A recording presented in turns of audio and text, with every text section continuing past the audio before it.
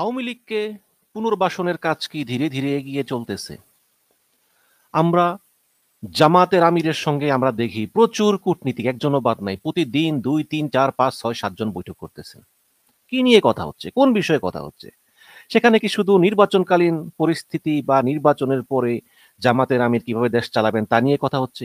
আওয়ামী লীগ নিয়ে কোনো কথা হচ্ছে না? তো শেখ হাসিনার এই পলাতক মন্ত্রিসভার পরিবেশ জলবায়ু মন্ত্রণালয়ের দায়িত্বে ছিলেন। তিনি লোক হিসাবে খারাপ না। দুর্নীতির সঙ্গে অতটা তার নাম টাম পাওয়া যায় না। একসময় ক্রিকেট বোর্ডের সভাপতি ছিলেন। তো তাকে গত অক্টোবর মাসে সন্ত্রাস বিরোধী আইনে এবং হত্যা মামলায় গ্রেপ্তার করা হয় এবং গ্রেপ্তার করার মাত্র কয়দিন পরেই কাকতালীয়ভাবে তাকে জামিনে মুক্তি দেওয়া হয়। অথচ ঠিক একই ক্লিন ইমেজের রাজনীতিবিদ হচ্ছেন নারায়ণগঞ্জের সেলিনা হায়াৎ আইভী। তাকে এখন পর্যন্ত ছাড়া হচ্ছে না, তিনি কারাগারে আছেন। তাহলে সেই সময়ে এই সাবের হোসেন চৌধুরীর মুক্তির পিছনে কি রহস্য ছিল, যখন কিনা হাসনাতকে এবং সাদ্দিসকে সেনাপ্রধান বলেছিলেন যে ক্লিন ইমেজের আওয়ামী লীগকে রাজনীতি করার সুযোগ দেওয়া উচিত। তো তারপরে এখন আবার এই সাবের হোসেন চৌধুরীর বাসায়, সেই সাবের হোসেন চৌধুরী যেই সাবের হোসেন চৌধুরীকে প্রধান করে একটা ক্লিন ইমেজের আওয়ামী লীগকে নির্বাচনে সুযোগ দেওয়ার কথা বলেছিলেন সেনাপ্রধান। এতে দুটো দিক হবে। একটা হচ্ছে যে নির্বাচনের ফলাফলটা সবার কাছে গ্রহণযোগ্য হবে, এবং দ্বিতীয় হচ্ছে বিদেশিরা দেখবে যে হ্যাঁ, আওয়ামী লীগ অংশ নিয়েছিল সাবের হোসেন চৌধুরীর নেতৃত্বে নৌকা মার্কায়, কিন্তু আওয়ামী লীগ জয়লাভ করতে পারেনি। এটা ওনার যুক্তি। তো এখন সেই সাবের হোসেন চৌধুরীর বাসায় আবার তিনজন কূটনীতিক। এখানে এই তিনজন কূটনীতিকের কথা একটু একটু বলে রাখা উচিত। এরা হচ্ছেন কারা কারা আমি একটু যদি বলি। এরা হচ্ছেন রাষ্ট্রদূত হ্যাকন আরল্ড গুনবার্সেন, ইনি হচ্ছেন নরওয়ের রাষ্ট্রদূত।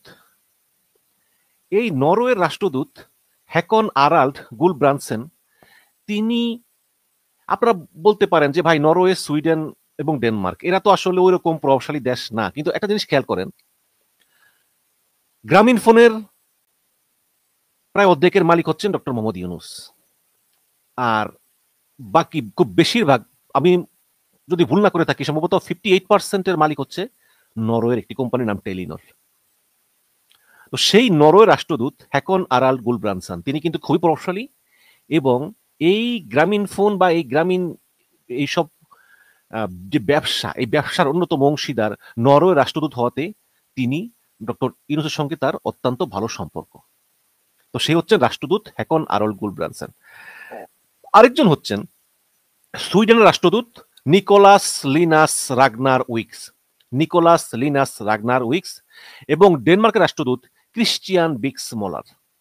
এই তিনটে রাষ্ট্রই স্ক্যান্ডিনেভিয়ান দেশ, এবং তাদের সঙ্গে সাবের হোসেন চৌধুরীর খুব ভালো সম্পর্ক, কারণ তারা বাংলাদেশের জলবায়ু পরিবর্তন, টেকসই উন্নয়ন এবং মানবাধিকার ক্ষেত্রে দীর্ঘদিনের অংশীদার। তো আপনারা দেখুন যে এই সুইডেনের রাষ্ট্রদূত নিকোলাস লিনাস রাগনার উইক্স, তিনি কিন্তু একটা গুরুত্বপূর্ণ রোল প্লে করতেছেন যাতে আগামী নির্বাচনটা খুব ভালো, সুষ্ঠু এবং নিরপেক্ষ এবং অংশগ্রহণমূলক হয়। এবং তিনি আমি যদি ভুল না করে থাকি, তিনি মাত্র কয়েকদিন আগেই তিনি জামাতের আমিরের সঙ্গে বৈঠক করেছেন এবং এর আগে বিএনপির সঙ্গে বৈঠক করেছেন। তো এখানে সেই বৈঠকে অনেক বিষয় নিয়ে আলোচনা হতে পারে, অনেক কথা নিয়ে আলোচনা হতে পারে, কিন্তু একটা গুরুত্বপূর্ণ পাঠ হচ্ছে যেভাবেই হোক আওয়ামী লীগকে ফিরিয়ে আনা। এখন দর্শক, আমরা চাই বা না চাই, একটা গ্রুপ যে আসলেই আওয়ামী লীগকে ফিরিয়ে আনতে চায় এবং তারা যে একটা দৌড়ঝাঁপও করতেছে, একটা কানাঘুষাও চলতেছে, এবং এর সঙ্গে যে পশ্চিমা কয়েকজন রাষ্ট্র জড়িত, সেটা তো আর বলার অপেক্ষা রাখে না। এবং এইসব বিষয়গুলো কিন্তু খুবই গোপন, কেউ কিন্তু স্বীকার করবে না। না আওয়ামী লীগ স্বীকার করবে, না বিএনপি স্বীকার করবে, না জামাত স্বীকার করবে। এই যে মার্কিন রাষ্ট্রদূত ট্রেসিয়ান জ্যাকবসন, তিনি চলে আসছেন লন্ডনে, নিশ্চয়ই তারা আমার সঙ্গে বৈঠক করবেন। কি আলাপ হবে? অনেক বিষয় আলাপ হতে পারে, কিন্তু তার মাঝে তো অবশ্যই আওয়ামী লীগ নিয়ে আলাপ হবে, এটা কোনো সন্দেহ নেই। এবং এই পশ্চিমা রাষ্ট্রদূতগুলো, এরা কিন্তু আবার মাঝে মধ্যে একসঙ্গে বসে, পশ্চিমা রাষ্ট্রদূত সঙ্গে হয়তো বা জাপান, অস্ট্রেলিয়া এদেরকেও নেয়। তো এরা বসে বসে বিভিন্ন বিষয়ে আলাপ আলোচনা করে, এবং এসব আলাপ আলোচনা এর আগেও বহুবার হয়েছে। তো সব মিলিয়ে আসলে বলা যায় যে এই সাবের হোসেন চৌধুরীর বাসায় অত্যন্ত গোপনে যে বৈঠক, তাহলে এত গোপনে বৈঠক করতে হবে কেন? সাবরেন চৌধুরী বাসভবনে অতি গোপনীয়তায় এই বৈঠক হয়। সোমবার 6 অক্টোবর রাজধানীর গুলশানে এটা হয়। এখানে এটা কাল বেলার খবর। বৈঠকে কার্যক্রম নিষিদ্ধ হওয়া দল আওয়ামী লীগের আসন্ন জাতীয় সংসদ নির্বাচনে অংশগ্রহণের কোনো পরিকল্পনা রয়েছে কিনা সে বিষয়ে কূটনীতিকরা জানতে চান সাবের হোসেন চৌধুরীর কাছে। এছাড়া কিভাবে দলটির কার্যক্রম ফের শুরু করা যায়। আচ্ছা, দলটির কার্যক্রম ফের শুরু করা হওয়া নিয়ে কূটনীতিকদের এত মাথা ব্যথা কেন? এখন এই নর্ডিক রাষ্ট্রগুলোর কূটনীতিকরা বড় দল হিসাবে আওয়ামী লীগের স্বচ্ছ ভাবমূর্তি সদস্যদের যদি মানে যাদের ভাবমূর্তি স্বচ্ছ আছে আওয়ামী লীগের, অবশ্য আওয়ামী লীগ যারা করে তাদের কারো ভাবমূর্তি কতটুকু স্বচ্ছ আমি জানি না, কারণ সবাই তো চোর, কেউ ছোট কেউ বড়, দুই একজন ভালো আছে, সংখ্যা খুব কম। এ তো এগুলো দিয়ে 300 আসনে মনোনয়ন যাবে না। তো তারা মনে করতেছে যে আওয়ামী লীগের স্বচ্ছ ভাবমূর্তি সদস্যদের যদি বর্তমান সরকার ও অন্যান্য রাজনৈতিক দল নির্বাচনে অংশগ্রহণের সুযোগ দেয়, তাহলে বিদেশি কূটনীতিকদের তাতে তেমন কোনো আপত্তি নেই বলে জানান। বরং তাতে নির্বাচনের মাঠে লেভেল প্লেইং ফিল্ড পুরোপুরি বজায় থাকবে বলেই মনে করেন তারা, যদিও বৈঠকে কি আলোচনা হয়েছে তা নিয়ে কোনো পক্ষই আনুষ্ঠানিকভাবে খোলাসা করেনি। এর আগে গত 11ই মে সন্ধ্যায় আওয়ামী লীগের সাবেক এমপি সাবর হোসেন চৌধুরীর সঙ্গে বৈঠক করেছেন ঢাকায় যুক্তরাষ্ট্রের ভারপ্রাপ্ত রাষ্ট্রদূত ট্রেসিয়ান জ্যাকবসন। তাহলে মাত্র কয় মাস আগে আবার এই গোপন বৈঠক আরেকটা হয়েছে। এই সাবর হোসেন চৌধুরীর গুলশানের বাসায় সেটা করেছেন মার্কিন রাষ্ট্রদূত ট্রেসিয়ান জ্যাকবসন, যিনি আবার এখন লন্ডনে আছেন তারেক রহমানের সঙ্গে বৈঠক করার জন্য। তাহলে দেখেন কি হচ্ছে, মানে আওয়ামী লীগকে ফিরিয়ে আনার জন্য কি কাজ কারবার হচ্ছে। তো কঠোর গোপনীয়তার মধ্যে অনুষ্ঠিত 5 মাস আগের ওই বৈঠকেও মার্কিন রাষ্ট্রদূত ট্রেসিয়ান জ্যাকবসন আওয়ামী লীগের কার্যক্রম নিয়ে সাবের হোসেন চৌধুরীর সঙ্গে আলোচনা করেন বলে তখন জানা গিয়েছিল। এবং সেই সময় মার্কিন দূতাবাস ওই বৈঠকের আলোচ্য বিষয় নিয়ে কিছু না বলতে চাইলেও দাবি করেন যে আমরা তো সবার সঙ্গেই সংলাপ করি, বিএনপির সঙ্গে করি, জামাতের সঙ্গে করি, এই হিসাবেই সাবের হোসেন চৌধুরীর কাছে আসছি। এগুলো আমাদের দীর্ঘদিনের কূটনৈতিক রীতিনীতি, বাট কি কথা হয়েছে এটা কিন্তু বলেননি। এখন অনেকে মনে করেন আর কি যে বাংলাদেশের রাজনৈতিক পরিস্থিতি খুবই টালমাটাল। গত বছরের আগস্টে হাসিনা পালিয়ে যাওয়ার পর ভারতে আশ্রয় নেন এবং এরপর থেকেই তার নেতৃত্বাধীন রাজনৈতিক দল আওয়ামী লীগ তাদের ভবিষ্যৎ রাজনীতি নিয়ে অত্যন্ত অস্থির এবং অনিশ্চয়তার মধ্যে যাচ্ছে। এবং ছাত্র জনতার আন্দোলনের ফলে যে অন্তর্বর্তীকালীন সরকার গঠিত হয়েছে তার নেতৃত্বে ডক্টর ইউনূসের মতো লোক স্থান পেলেও নানামুখী উত্তেজনা অস্থিরতা দেশে কিন্তু আছে। এবং অন্তর্বর্তীকালীন সরকার আওয়ামী লীগের কার্যক্রম নিষিদ্ধ করায় দলটি এখন আর প্রকাশ্যে আসতে পারতেছে না। তাই এমন প্রেক্ষাপটের মধ্যেই সাবের হোসেন চৌধুরীর সঙ্গে 3 বিদেশি রাষ্ট্রদূতের গতকালকের বৈঠকের ঘটনা রাজনৈতিক এবং কূটনৈতিক অঙ্গন একটা অবশ্যই নতুন কৌতূহল সৃষ্টি করেছে, কোনো সন্দেহ নাই। এখন শেখ হাসিনার সঙ্গে সাবের হোসেন চৌধুরীর কি কথা হয় বা কতটুকু কথা হয় সেটা অবশ্যই আমাদের দেখার বিষয়। ঢাকা গুলশান 2-এ থাকেন সাবের হোসেন চৌধুরী, সেখানে তার বাসভবনে গতকাল দুপুর 2:55 থেকে এই বৈঠক শুরু হয় এবং বিকাল 5টা পর্যন্ত প্রায় 2 ঘন্টা ধরে অত্যন্ত গোপনীয়তায় চলে এই বৈঠক। এবং এতে অংশ নেন 3 জন বিদেশি রাষ্ট্রদূত, একদম রুমের দুয়ার আটকে তারপর বৈঠক হয়েছে। এই 3 রাষ্ট্রদূত তারা কিন্তু পতাকা লাগান নাই, তারা পতাকা ছাড়াই একটা সাধারণ গাড়িতে চড়ে 3 জন সাবের হোসেনের বাসভবনে প্রবেশ করেন এবং সাংবাদিকদের নজরে এড়াতে তারা বৈঠক শেষে ওই বাসভবনটির পিছন দিকে একটা রাস্তা আছে, ওই বিকল্প রাস্তা ব্যবহার করে চলে যান। কিন্তু সাধারণ কূটনৈতিক সাক্ষাতের ক্ষেত্রে এমন কঠোর গোপনীয়তা অবলম্বন করা হয় না, কারণ তারা চেয়েছে যাতে সাংবাদিকরা কোনো মতেই না জানে। এবং এটা বোঝা যায় যে যেহেতু আওয়ামী লীগের রাজনৈতিক অবস্থান বর্তমানে খুবই নাজুক, তাই এই বৈঠকটা আসলে গোপনীয় রাখা ছাড়া আর কোনো উপায় ছিল না। এবং এই বৈঠকে আওয়ামী লীগের ভবিষ্যৎ রাজনৈতিক কৌশল, আন্তর্জাতিক সমর্থন, দেশে রাজনৈতিক স্থিতিশীলতা বা আওয়ামী লীগের প্ল্যান কি, এসব বিষয় নিয়ে আলোচনা হয়েছে। এবং এই গতকাল সাবের হোসেন চৌধুরীর সঙ্গে যে 3 বিদেশি রাষ্ট্রদূতের বৈঠক হয়েছে তা আসলে বোঝার জন্য আওয়ামী লীগের বর্তমান অবস্থাকে বিবেচনায় রাখা জরুরি। হাসিনার 15 বছর শাসনের অবসান ঘটে তিনি পালিয়ে যান। এরপর দলটির হাজার হাজার নেতাকর্মী গ্রেপ্তার হয়েছে, এমনকি কেউ কেউ হত্যাকাণ্ডেরও শিকার হয়েছেন। সাবের হোসেন চৌধুরী নিজেও গত বছরের অক্টোবরে গুলশান থেকে গ্রেপ্তার হয়েছিলেন। একটা হত্যা মামলা সহ 6টা মামলায় এই সাবের হোসেন চৌধুরী গ্রেপ্তার হয়েছিলেন, যদিও পরবর্তীতে শোনা যায় মার্কিন রাষ্ট্রদূতের রিকোয়েস্টে এই সাবের হোসেন চৌধুরীকে কারাগার থেকে জামিনে সরকার ছেড়ে দিতে বাধ্য হয়। যদিও এই পরিস্থিতিতে আওয়ামী লীগের বহু নেতা দেশ ছেড়ে পালিয়েছেন, অনেকে কারাগারে, কিন্তু সাবের হোসেন চৌধুরীকে মনে সপ্তাহ খানেকের বেশি জেলে থাকা লাগে নাই, তিনি বেরিয়ে এসেছেন। এবং আপনারা জানেন যে তার সঙ্গে একের পর এক বিভিন্ন রাষ্ট্রদূতরা বৈঠক করতেছেন। তো এই বৈঠকে সাবের হোসেন চৌধুরীর সঙ্গে কালবেলা চেষ্টা করেছে যোগাযোগ করার জন্য যে কি কথা হয়েছে, কিন্তু সাবের হোসেন চৌধুরী তাদের ফোন রিসিভ করেননি। সুতরাং এই যে নরওয়ে, সুইডেন এবং ডেনমার্কের রাষ্ট্রদূত তারা বৈঠক করলেন সাবের হোসেন চৌধুরীর সঙ্গে, এর সঙ্গে আমি মনে করি সরকারেরও কেউ না কেউ জড়িত এবং গোপন কোনো প্রস্তাব আওয়ামী লীগকে দেওয়া হয়েছে। উপদেষ্টা নাহিদ বলেছিলেন যে উপদেষ্টা না তো মানে এই এনসিপির সভাপতি নাহিদ, আগে সাবেক উপদেষ্টা, তিনি উপদেষ্টা ছিলেন, তিনি বলেছেন যে উপদেষ্টাদের কেউ কেউ সেফ এক্সিট চাচ্ছেন। এটা আমি খুব একটা বিশ্বাস করি তা না, বাট উপদেষ্টাদের মধ্যে কেউ কেউ আছেন যে তারা আসলে চান যে একটা ছোটখাটো আওয়ামী লীগ হলেও যাতে নির্বাচনে অংশগ্রহণ করে এবং নির্বাচনে অংশগ্রহণ করে নির্বাচনটাকে বৈধতা দেয়। কিন্তু এতে আবার ওই নরওয়ে রাষ্ট্রদূত তিনি কিন্তু খুবই প্রভাবশালী এবং তার দেশের কোম্পানি টেলিনোর সেটা আবার ডক্টর ইউনুসের ব্যবসায়িক পার্টনার, সুতরাং তার সঙ্গে ইউনুসের সম্পর্ক খুবই ঘনিষ্ঠ, কোনো সন্দেহ নেই।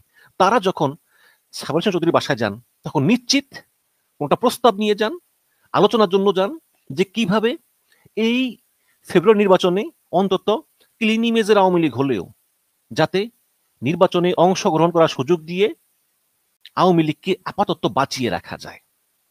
এবং এর সঙ্গে হয়তো গোপনে গোপনে প্রকাশ্যে না এলেও ভারতীয় কূটনীতিকরা জড়িত থাকতে পারে, সন্দেহ নাই।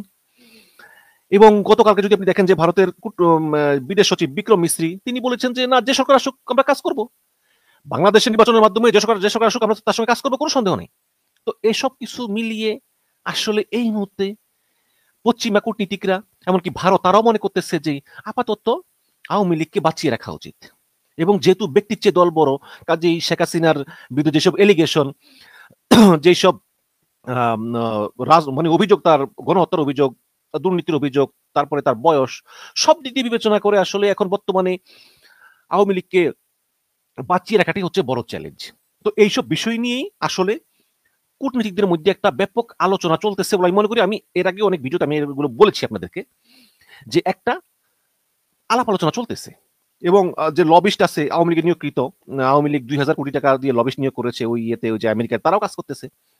এখন প্রশ্ন হচ্ছে যে সাবের হোসেন চৌধুরীর কাছে দুইটা উপায়। একটা হচ্ছে যে সাবের হোসেন চৌধুরী নিজেই বিদ্রোহ করবেন কূটনীতিকদের কথা মতো, তিনি নির্বাচন কমিশনে যাবেন, যে তিনি বলবেন যে আমি বর্তমানে আওয়ামী লীগের সভাপতি, যেহেতু সভাপতি পলাতক, নৌকা আমাকে দিয়ে দাও। তখন সরকারের সবুজ সংকেত পেলে নির্বাচন কমিশন এই সাবের হোসেনকে নৌকা দিয়ে দিবেন। এটা হয়তো বা সাবের হোসেন চৌধুরী চাইতেছেন না। দ্বিতীয় একটা কাজ হচ্ছে শেখ হাসিনার সঙ্গে সাবের হোসেন চৌধুরীর কথা বলা এবং সেখানে শেখ হাসিনার অনুমতি নিয়েই এই আওয়ামী লীগকে পুনর্বাসনে এবং নির্বাচনে অংশ নেওয়ার জন্য প্রার্থী বাছাই করা বা এগুলো কাজকর্ম করা। এই কিন্তু এখন প্রশ্ন হচ্ছে যে শেখ হাসিনা কি সাবের হোসেনকে সে অনুমতি দিবেন? শেখ হাসিনা তো এই আওয়ামী লীগকে তার পৈতৃক সম্পত্তি মনে করেন এবং তিনি চান না কাউকে তার বাইরে কোনো অথরিটি দিতে। এবং সেটা তিনি পালিয়ে যাওয়ার পরও কিন্তু দেখলাম যে জয় বলল যে আমরা রাজনীতি করবো না, আমাদের ফ্যামিলি রাজনীতির ভিতরে না, কিন্তু দেখলাম যে সত্য না, শেখ হাসিনা নিয়মিত বিভিন্ন অনলাইনে কথাবার্তা বলতেছেন। এখন প্রশ্ন হচ্ছে যে এই শেখ হাসিনা কি সাবের হোসেনকে তার দলের প্রধান বানাবেন বা ছেড়ে দিবেন? দিবেন না তো। এবং আজকে একটা আইন পাশ হলো ইন্টারন্যাশনাল ক্রাইম ট্রাইব্যুনালে বাংলাদেশে, সেখানে বলেছে যে যাদের বিরুদ্ধে আন্তর্জাতিক অপরাধ আদালতে অভিযোগ থাকবে তারাই এমপি ইলেকশন করতে পারবেন না, তারা নির্বাচনে অংশ নিতে পারবেন না। এবং এই আইনের দ্বারা শেখ হাসিনার মানে আওয়ামী লীগের একদম মানে যারা যারা আছে একদম নির্বাচনে দাঁড়ানোর মতো 400-500 সবাই নির্বাচন অযোগ্য হয়ে গেল, ইনক্লুডিং সাবের হোসেন চৌধুরী, কারণ তার নামে কিন্তু অভিযোগ আছে, তিনি কিন্তু জামিনে আছেন, কিন্তু তার নামে 6টা মামলা আছে, একটা হত্যা মামলা সহ। সুতরাং এই পরিপ্রেক্ষিতে এমনকি সাবের হোসেনও কিন্তু ইচ্ছা করলে নির্বাচনে অংশ নিতে পারবেন না। সুতরাং সেক্ষেত্রে শেখ হাসিনা ভালো করেই জানে যে তার জনসমর্থন আগের মতো নাই, যেহেতু 17 বছর ক্ষমতায় ছিল, অনেক গণহত্যা, দুর্নীতি, গুম খুন আয়নাঘর করছে। তো নির্বাচনে অংশ নিলেও আওয়ামী লীগের বিজয়ী হয়ে আসার বিন্দু মাত্র চান্স নাই। সুতরাং এখন যেহেতু আওয়ামী লীগ অংশগ্রহণ করলে জিততে পারবে না, কাজেই শেখ হাসিনার কাছে একটা একটা অস্ত্র আছে, তিনি বলতে পারবেন যে আমরা তো নির্বাচনে অংশ করতে চাই, আমাদেরকে তো ইউনূস দিচ্ছে না, তাই না? তো আমি মনে করি যে শেখ হাসিনা যেহেতু জানেন যে নির্বাচনে অংশগ্রহণ করলে তারা জিততে পারবেন না, সেহেতু শেখ হাসিনা দোষ দিবেন ইউনূসকে, যে ইউনূস আমাদেরকে নির্বাচনে অংশ করতে দিচ্ছে না, কিন্তু অংশগ্রহণ করলে তো আমরা জিততাম। এরকম একটা বাহানা শেখ হাসিনা দিতে পারবেন। এবং শেখ হাসিনা এই সাবের হোসেন চৌধুরীর কথায় তিনি মানে তাকে সভাপতি বানিয়ে একটা ক্লিন ইমেজের আওয়ামী লীগকে দিয়ে কিছু সংখ্যক লোককে দিয়ে নির্বাচনে অংশগ্রহণ করাবেন। আমি মনে করি যে এটা শেখ হাসিনা রাজি হবেন না। তারপরেও এই স্ক্যান্ডিনেভিয়ান দেশগুলো আলোচনা করতেছে আওয়ামী লীগকে পুনর্বাসন করে ফিরিয়ে আনার জন্য। দেখা যাক তারা কি করে। তবে আসলে আমি মনে করি এটার কোনো প্রয়োজন নেই, কারণ আমি আগেও বলেছি যে যে আওয়ামী লীগ এই তিনটা বার তারা জনগণের ভোট চুরি করেছে, তখন এই মার্কিন রাষ্ট্রদূত, ইউরোপিয়ান রাষ্ট্রদূতরা অনেকবার হাসিনাকে বলেছে যে আপনি এগুলো করেন না। হাসিনা কারো কথা শুনে নেই।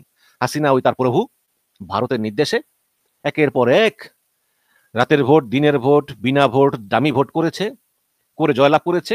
আর সকালবেলায় ভারতীয় রাষ্ট্রদূতরা ফুলের তোড়া নিয়ে শেখ হাসিনাকে শুভেচ্ছা জানিয়েছে। তো সেই দিনও নাই, সেই অযোধ্যাও নাই, সেই রামও নাই।